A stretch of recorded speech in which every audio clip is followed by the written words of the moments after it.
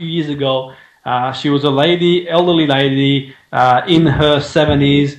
Well, I wouldn't say elderly because she had a tremendous spirit, and in her 70s she had more spirit and more enthusiasm for life than a lot of people a quarter of her age, let alone half her age. Truly inspirational, remarkable woman. The amazing thing with this woman was when she first came and saw me, she was in, or she'd just come out of a very abusive relationship. In her 70s, she'd been in a relationship for the best part of 30 years, and she'd suffered abuse physically, she'd suffered abuse mentally, over and over and over again.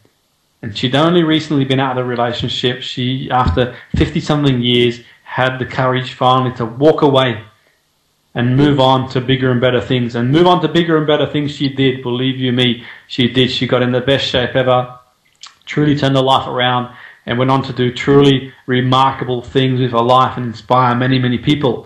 And when she first came to me, she said, you know what, I feel... yeah, definitely. I've learned from that. A young lady of 70-something years of age, a beautiful young lady with a beautiful soul, and truly amazing. And when she came to me in the 70s, it was truly amazing because she said she'd been in this relationship for over 50 years, and it got her down. She felt really down. She felt that there was no way forward in her life. She'd just broken things off, and she was looking forward on one hand to experiencing things that life could bring. On the other hand, she had a level of uncertainty. It was the unknown, that fear of the unknown, of not knowing what was around the corner. And I felt at the time for the lady I was working with, because I said, okay, I can't begin to understand what it's like to be in a relationship for 50 years. I can only imagine. And she says, well, that's not the problem. The problem is not that she's broken away from her abusive husband. The problem is that she feels that she'd suffered so much abuse from her husband, and prior to being in that abusive relationship, she had very abusive parents, and she had a very difficult upbringing. She felt all her life she was the victim of abuse, physically and mentally, and she felt that she could never ever reclaim her life back and never again feel happy.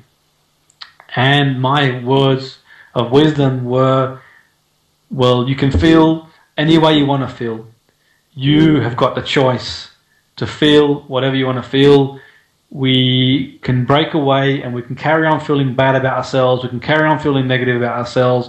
And all we're doing by doing that is empowering the other person. We can draw an underline on what's happened and enjoy our life to the most of our ability. And I told her to take responsibility for the way she felt. Only she could make herself feel bad or good. It was in her hands. It was her call.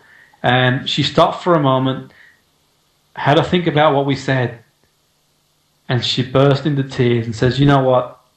You're right. 100% right. For all these years, I've let somebody else make me feel a certain way. And now I finally realize I'm in total control of how I want to feel. If I want to feel happy, I can feel happy. If I want to wake up tomorrow morning and punch my fist in the air and say, woo, off the top of my voice and say, yes, bring it on, I can do that.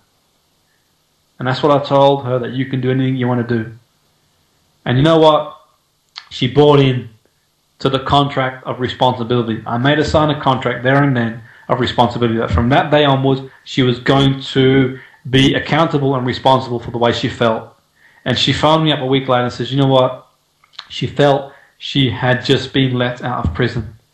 For all them years, she felt so bad about themselves.